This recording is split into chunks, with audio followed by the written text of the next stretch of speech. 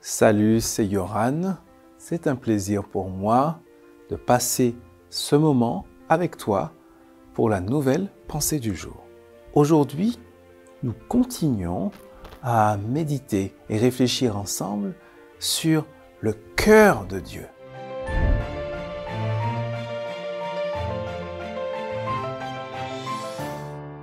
La pensée du jour se trouve dans 1 Jean, chapitre 4, verset 10. Alors, l'amour, qu'est-ce que c'est?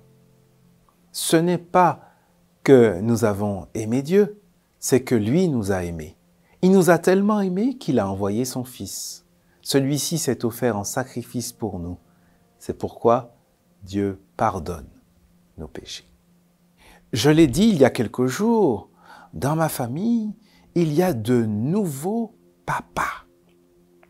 Très intéressant de les observer.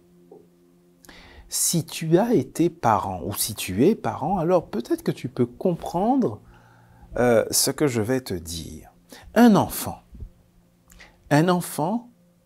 est aimé. Mais il est aimé avant même de naître, n'est-ce pas? Oui, parce que on a d'abord le désir d'un enfant, d'abord, ça commence comme ça, le désir d'un enfant. La conception, l'attente de la naissance, la préparation, on prépare sa chambre, son berceau, ses habits, etc. On se prépare. Il est déjà aimé avant même de naître, avant même de le connaître. Il est aimé.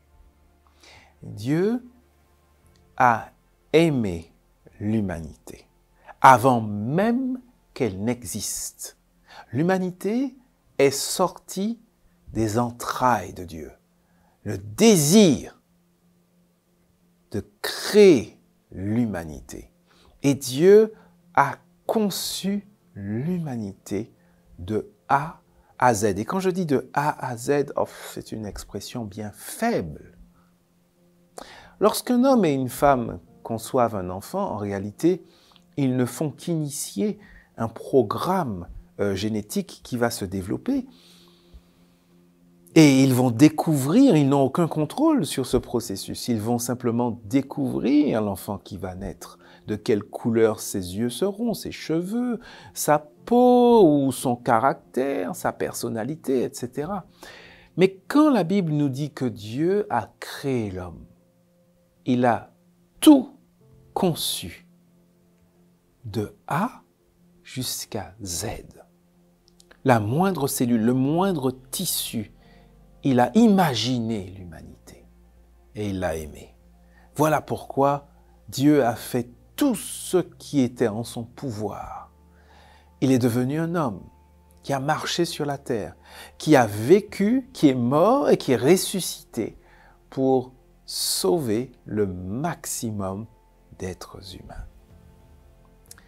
Dieu t'aime. Est-ce que tu comprends ça? Dieu t'aime. Encore bien plus que tu ne pourrais l'imaginer. Je te laisse aujourd'hui avec cette pensée.